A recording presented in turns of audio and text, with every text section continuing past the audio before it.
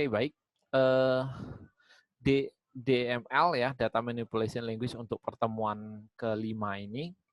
Nah, lalu tentang Data Manipulation Language. Apa itu Data Manipulation Language? Itu adalah language for accessing and updating the data organized by the appropriate data model.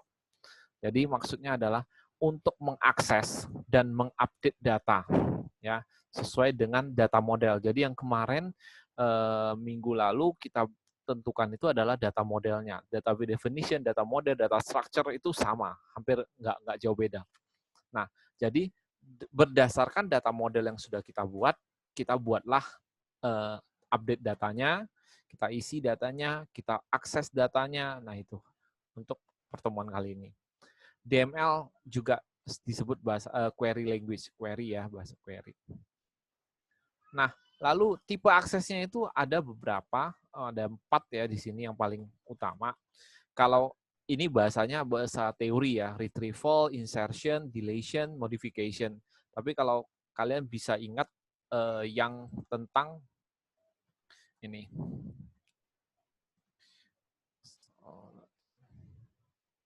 Bentar ya. Oke. Nah, kalau kalian ingat tentang ini tulisannya dibesarin dikit. Nah, kalau saya sukanya create CRUD ya, create read update delete. Create itu tentang buat datanya, read itu tentang select datanya, CRUD. Nah, yang mana kalau di dalam query biasa create itu adalah insert. Nah, nanti kalian ada tahu insert yang di sini. Ini tentang select-nya. Ini tentang update-nya juga sama ya bahasanya di query-nya. Nah, ini juga sama delete. Yang beda cuma 2 ini, create ya, insert, di sini select. Nah, lalu di sini retrieval. Retrieval ini tentang read, select. Ya, retrieve of information stored in database, mengambil informasi yang tersimpan di database. Ini retrieval. Nah, insertion sama insert ya. Yang ini insert. Lalu mengisi ya, menginsert a new information, mengisi informasi baru di dalam database. Lalu ada deletion, menghapus ya, menghapus informasi dalam database. Modification itu adalah mengubah ya, sama dengan update ya. Seperti itu. Nah, itu tipe aksesnya. Lanjut adalah 2 tipe DML. DML itu ada 2 jenis, satu prosedural dan satu deklaratif. Yang prosedural di sini tertulis bahwa this require a user to specify what data are needed and how to get those data. Di sini menentukan bahwa data mana yang saya butuhkan dan bagaimana mendapatkan datanya. Nah, kalau deklaratif DML itu ada user to specify what data are needed without, tanpa menspesifikasi how to get those data ya. Kalau di sini, kalau saya bisa sebut bahwa prosedural dan deklaratif ini gini. Jadi kalau nanti ini agak masuk ke advance ya, kalau menurut saya nanti di pengambilan data itu ada yang namanya prosedur, ada function, seperti ini, pakai ini view. Nah, cuman kita nggak pakai, kita kebanyakan deklaratif, kita buat aja langsung to the point bagaimana ngambil datanya. Tapi kalau ini enggak, ini hanya kalian tentukan seperti contoh kita buat function ambil data bulanan gitu kan.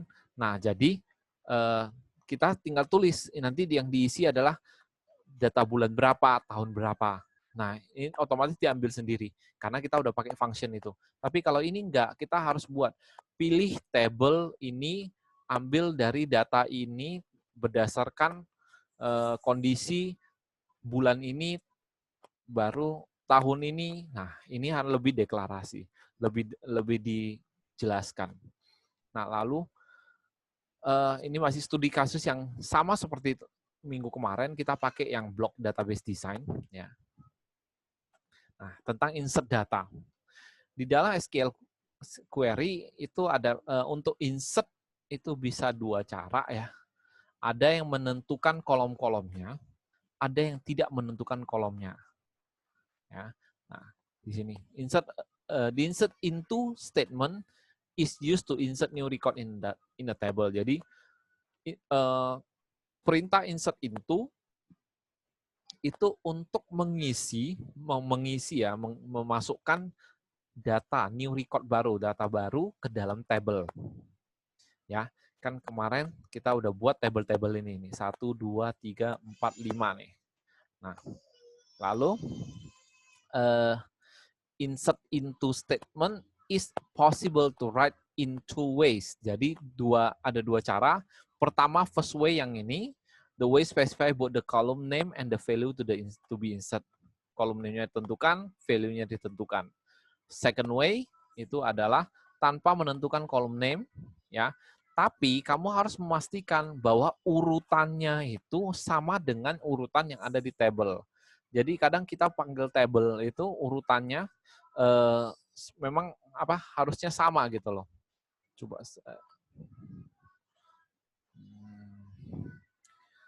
jadi contoh gini, di table itu kolomnya kita kolom A, B, C gitu kan. Kita kalau mau ngisinya B-nya duluan, B, A, C, ya kita nggak bisa dengan cara ini. Kita harus tentukan dengan ini. Jadi di sini tulis B, A, C, baru nilainya nilai B, nilai A, nilai C. Bisa kalau seperti itu. Kalau tidak seperti ini, dia harus mengikuti urutan yang standar dari table. Kita bisa lihat dari umumnya, kalau kita lihat itu adalah yang kemarin kita cara buat contoh nih. Kita cara buat tabelnya itu kemarin urutnya apa? Ini dulu baru kita isi ini kan. Jadi anggaplah inilah urutannya. Ya udah nanti kalau mau diisi tanpa menentukan nama kolom itu ya kita harus sesuai dengan urutan ini gitu loh. Ya, seperti itu. Oke. Nah, ini. Contohnya ada, ini kalau contoh di table yang ada di website ya, customers ya, customer name, contact name, address, city, postal code, country ya. Nah, dia nanti yang menuliskan customer name itu Cardinal, ya. Nilai dari contact name itu Tomby Erickson, address-nya itu alamatnya Skagen 21, kotanya itu Stavanger, lalu postal code-nya kode posnya 4006 dan negaranya Norwegia. Nah, seperti itu. Ya, itu nilainya. Nah, kalau banyak nilai yang mau diisikan dalam satu query seperti ini, ya udah, ini jangan pakai titik koma, tapi pakai koma, lalu yang seperti ini bentuknya ini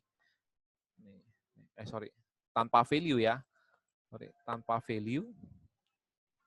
Jadi tanpa pakai value-nya, ini mulai dari buka kurung sama ini ya buat lagi satu lagi, cuman isinya beda sehingga nanti dia jadi dua baris. Nanti di sini ada contohnya. Nah, ini contohnya satu dulu.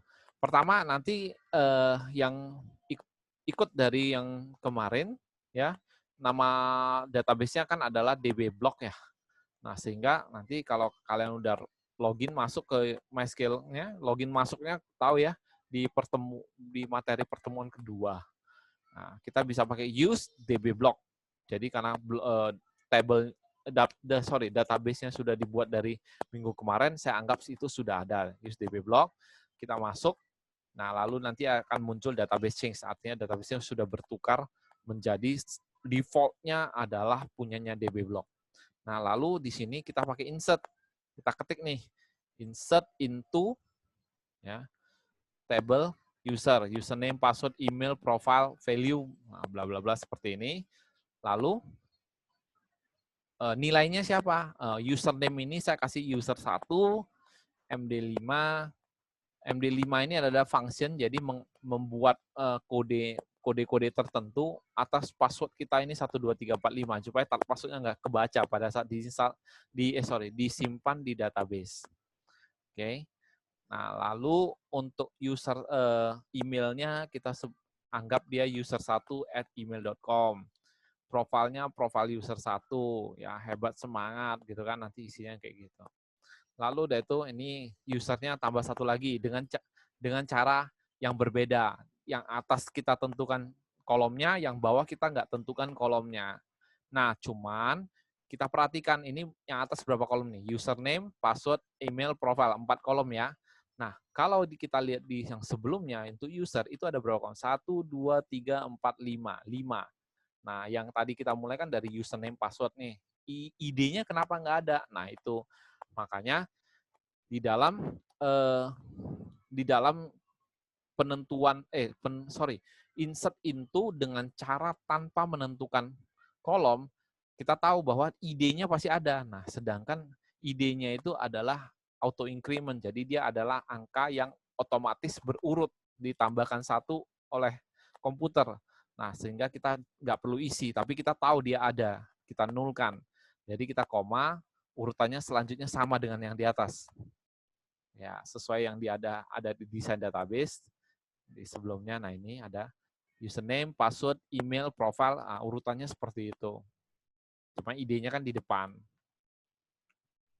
Nah, jadilah kita harus tulis null, user, MD5, email, baru profile. Nah, lalu kita isi. Hasilnya bagaimana? Kita bisa lihat hasilnya kira-kira seperti ini.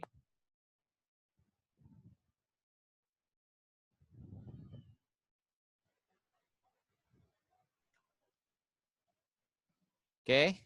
Nah, lalu contohnya ininya. Jadi ada ID, username, password, email, profile gitu. Sehingga inilah hasil tadi kalau kita insert. Ya. Lalu udah itu coba dilihat-lihat dulu sebentar.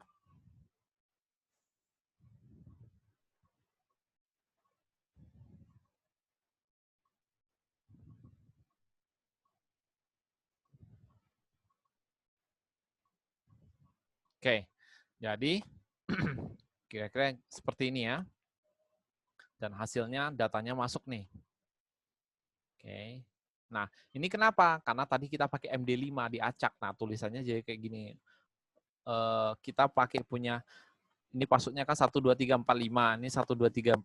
Nah, dia karena ada function MD5 sehingga dia acak seperti ini. Nah, itu adalah bahasa kriptografi ya. Kriptografi kita artinya mengacak ya. Ya, seperti inilah hasilnya, hasil acaknya. Oke, supaya nggak kebaca nih. Oke, lanjut. Saya sarankan sih kalau memang password yang disimpan di database ya sebaiknya diacak supaya itu sebagai cara kita untuk menjaga dan melindungi konsumen. Jadi kalau contoh kalian nanti akan datang ada buat website atau apa, kasih orang user, disarankan password yang disimpan di database bukan password asli, bukan password asli seperti ini 12345 ya. Saya lagi jadi istilahnya ini ada bahasanya gini, 12345 itu passwordnya. Jadi jangan disimpan 12345, simpanlah 12345 tapi di kriptografi seperti itu sehingga nggak bisa dibaca. Jadi kalaupun database-nya diambil, orang juga nggak tahu sebenarnya passwordnya apa. Ya seperti itu. Itu untuk menjaga kerahasiaan aja. Kan kita sering nih password itu selalu sama ya. Nah, mungkin website A, website B, website C, semua passwordnya rata-rata sama kita pakai. Ya, karena sama nggak ngaruh, karena di database kan mereka bisa ngakali dengan acak-acak sesuai dengan logika mereka. Ini kalau yang ada di MySQL secara standar MD5 ada fungsinya itu. Saya pakai aja. Oke. Nah, lalu ini tadi untuk mengisi table user, ini untuk mengisi table lookup. Nah, table lookup seperti ini. Nah, kalau banyak nih, kalau mau ngisi 3 baris ya seperti ini. Ya, di koma yang terakhir kalau kamu udah selesai, contoh mau ngisinya ya udah titik koma. Yang di bawah ini dia tentukan pakai nama kolom. Ya, yang pakai nama kolom. Lihat, perhatikan. Yang pakai nama kolom cuman 1, 2, 3, 4 bagian kan, komanya juga cuma ada 3 kan, kalau kita perhatikan di sini. Ya udah, 1, 2, 3 komanya. Nah, tapi yang di sini berapa? Komanya ada 1, 2, 3, 4. Karena ada 0 di depan. Depan nggak ada ID.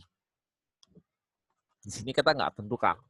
Kenapa harus 0? Karena ID itu kan udah otomatis. Kita nggak perlu isi. Dia nanti otomatis jalan sendiri. Sehingga kita harus kasih tahu komputer bahwa ini dikosongkan. Biarkan komputer menentukan. Khusus untuk yang ID yang diberi auto increment. Nah, kalau kalian masih ingat yang di pertemuan 4 kemarin ada create ID, nanti belakangnya ada tulisan auto increment. Nah, itu fungsinya. Kalau kita 0 nanti dia akan nambah sendiri dan kita nggak perlu menentukan nilainya. Caranya 2 cara. Ini table lookup, setelah diisi nih 2 kali, dia datanya ada berapa? Harusnya datanya ada 6. Nah ini 1, 2, 3, 4, 5, 6. Nah sehingga ID-nya kan ya berurut sendiri kan. Kita nggak isi, kita nggak pernah isi ID-nya. Nanti dia urut sendiri. Tuh. Ya, seperti ini. Nah inilah datanya yang masuk di database. Nah ini juga insert into untuk TBL post. Ya untuk table post, ini caranya. Juga sama, bisa dengan menentukan kolom, juga bisa tanpa menentukan kolom. Yang ini menentukan kolom. Nah, setelah diisi, ini ada 2 baris data, judul 0 sama 01, 02. Masuklah data itu. Nah, di sini ada function, nanti mungkin di belakang-belakang kita juga ada kasih tahu bahwa Unix timestamp itu function-function yang sudah disediakan MySQL. Kita udah bisa pakai now, artinya ini sekarang gitu loh. Jadi Unix timestamp ini angka, create time itu jadi kapan dibuat data ini gitu kan. Nah, kita anggap pada saat kita ngisi ini ya itulah tanggalnya. Ya, sehingga dia pakai Unix timestamp. Karena kenapa Unix timestamp? Karena ini kolomnya itu adalah angka, hanya bisa menerima angka. Sehingga kalau now itu dia datanya adalah date, kayak kemarin minggu lalu kan kita tahu bahwa tipe datanya ada date. Nah, kalau now itu tipe data date, tapi kalau kita tambahkan function unit timestamp, dia akan mengubah tipe data date ini menjadi angka. Nah, jadilah seperti ini angkanya. 1 juta, oh bukan 1 juta, 1 miliar 604 478 582. Ya, kira-kira seperti itu. Oke. Nah, lalu ada berapa nih author ID? Author ID, ID ini ya kita samakan dengan yang user. Nah, user tadi kan ada ini ID1, ID1 ini punya siapa nih? Sebenarnya punyanya user 1. Nah, user 1 yang ngepost blognya. Tuh. Ya. Oke, kita kembali. Tag-nya ini ya karena di contoh dia pas pakai tag sebenarnya ya blog, pribadi, judulnya tag-tagnya. Ini terserah, nggak masalah. Kita isi. Nah, status ini kan fungsinya untuk menandakan satu itu apa. Nanti kita kasih angka, jadi jauh lebih simple dalam penyimpanan dan nggak terlalu besar angkanya. Yang perlu-perlu saja kita kasih sebenarnya ini. Kan kita mau kasih kode apa kan nggak bisa kan. Tag, konten, title kan nggak bisa. Tapi yang bisa kita kasih angka hanya sebagai perwakilan aja ya bisa. Kenapa? Contoh nih, di dalam programnya itu status nanti angka 1 ini kita mau dia nilainya apa? Draft. Nah, kan dia bagian dari blok nih, draft. Ya udah, nanti kita bisa secara programming kita tampilkan angka 1 itu adalah angkanya nilainya adalah draft seperti itu. Yang ditampilkan di user. Oke, insert into table post, table comment nih, lebih banyak nih table comment. Juga sama pakai unique timestamp, ya ini banyak sekali koma sampai terakhir bawa titik koma, selesai titik koma. Jadi kalau kalian pakai MySQL, intinya titik koma kamu kasih enter, ya dia langsung jalan. Tapi kalau kamu nggak pernah ada ketemu titik koma, dia nggak akan jalan. Kecuali kamu tentukan hal lain, itu ya advance lah. Umumnya adalah titik koma, dia pasti jalan. Oke, lanjut. Nah ini hasilnya nih, ada 8 baris ya. Tadi juga 8. 1, 2, 3, 4, 5, 6, 7, 8. 8 baris. Nah, makanya datanya maksudnya 8. Oke, table comment, table tag, saya kasih cuma 2 nilai. 3. Table tag ini fungsinya untuk apa? Jadi istilahnya tag mana yang lebih banyak dipakai. Kalau kalian kadang di blog itu kan bisa kelihatan bahwa tag apa yang paling banyak dipakai. Jadi bisa ketahuan artikel apa yang sekarang lagi nge-hot gitu loh. Seperti inilah. Nah, ini update data. Update itu adalah mengubah. Jadi kalau kita lihat update itu urutannya itu adalah update, lalu nama table, lalu set. Ini update set itu udah biasa, udah pasti. Cuman untuk update itu sebaiknya, bukan berarti wajib ada ya. Sebaiknya ada where supaya nggak data-data lain yang terubah. Kita bayangkan kalau update table ya, update table ini contoh kita kalau pakai bahasa Indonesia, tentukan kolom ini nilainya A, kolom ini nilainya B, sampai seterusnya kalau banyak nih kolom yang mau diganti nilainya. Di mana kondisinya seperti berikut bahasanya kayak gitu. Nah, kalau nggak ada ini, artinya apa? Update table ini, di mana nilainya kolom 1 menjadi nilai 1, kolom 2 menjadi nilai 2. Yang terjadi apa? Semua data di dalam table itu mau diupdate seperti ini. Ya, mau diupdate dengan nilai 1, kolom 1 nilai 1, kolom 2 nilai 2. Nah, makanya hati-hati untuk update kalau kamu mau mengubah hanya satu baris atau beberapa baris sesuai dengan kondisi kamu, buatlah where. Jangan seperti tanpa where, semuanya kena jadinya diupdate. Ya syukur kalau ada jaga datanya. Jika tidak ya semuanya kena update seperti itu. Nah, makanya kalau kita pakai contohnya update konsumen yang mana nama kontaknya yang mana kolom kontak name-nya menjadi Alfred ya. Lalu kotanya menjadi Frankfurt yang mana di mana nomor konsumennya itu adalah 1. Nah, seperti itu. Ya. Jadi hanya konsumen yang dengan kode 1 yang berubah. Konsumen dengan kode 2, 3, 4, dan seterusnya ya nggak berubah gitu. Nah, ini contohnya di tempat ini. Ini kalau kita mau ubah semuanya, ubahnya where, ada pakai where-nya. Tapi ini angka nilainya nggak saya tentukan. Nah, nilai angkanya nggak saya tentukan. Ini bisa pakai, bisa tidak. Jadi contoh set. Kalau kamu mau ubah cuma create time-nya, ya udah konten, status, author, email, URL, post yang nggak usah pakai, cuma create time, baru udah itu where mana yang mau diubah. Kalau enggak ya udah semuanya ganti. Tanpa where ternyata semuanya berubah. Nah, seperti itu. Update table look setup. Nah, ini contoh-contohnya kalau mau diubah, kalau nggak mau diubah ya hapus bagian ini contoh ya. Oke, lanjut. Dulu. Oh, ini ada annotate ya. Ah, ini lebih enak lihatnya. Kalau nggak kelihatan. Jadi sorry.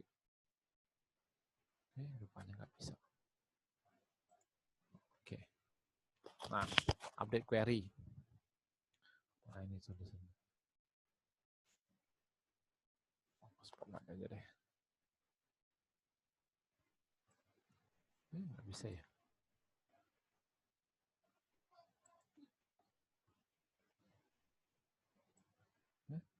Mana sih ininya?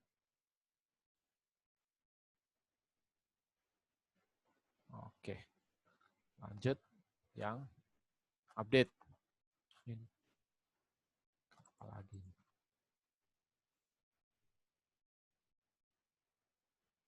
Ya.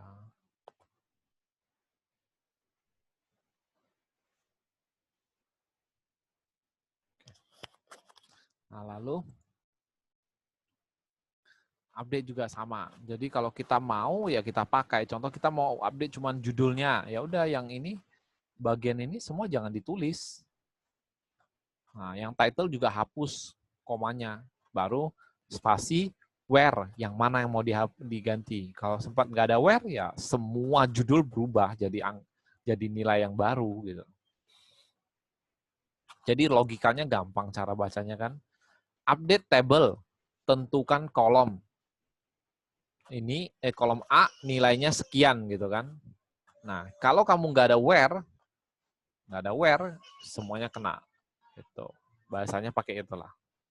Pakai bahasa Indonesia lah itu. Oke, ini udah mau habis juga waktunya ya. Oke, lanjut.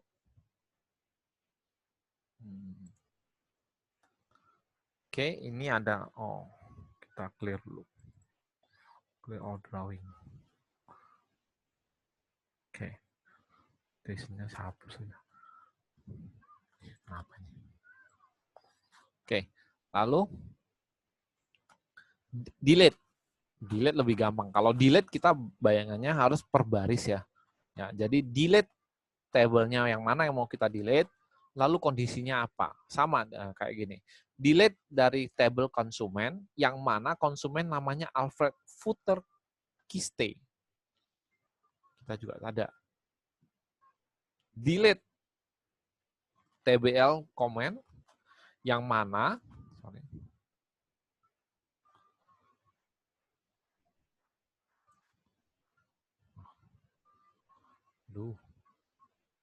Oke.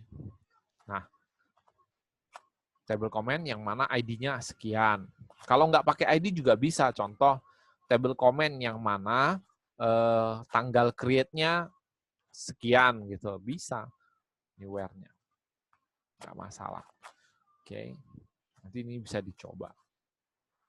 Oke, sampai di sini. Kira-kira ada yang mau nanya? Untuk yang tugasnya ya, saya jelasin sedikit. Untuk kali ini, nanti di praktek, di kuisnya itu bukan yang pilihan berganda. Nanti akan saya kasih pertanyaan untuk yang kalian kirimkan datanya. Contohnya kayak kemarin kan ada buat create, hari ini ada buat insert, update, delete. Nah, nanti kan ada saya pertanyaan, tolong buatkan query ini gitu. Kalian coba contohin, tapi dengan base-nya sama ya. Ini kita pakai table yang sama ya. Nah ini tabelnya. Oke. Lalu juga data yang sama, data yang sudah saya tampilkan ini. Oke, kita pakai data yang sudah saya tampilkan. Nah ini data-datanya, perhatikan ya. Bayangin aja datanya ini, kira-kira query-nya gimana. Kalau kalian agak sulit membayangkan, ya udah buat yang seperti dari mulai pertemuan 2, 3, 4, sampai sekarang 5, ya kamu jalanin baru kamu coba selesaikan kuisnya nanti. Ya itu. Paling 2 atau 3 pertanyaan sih. Harusnya nggak sulit lah. Oke. Nah, ada yang mau bertanya? Silakan. Saya stop record deh.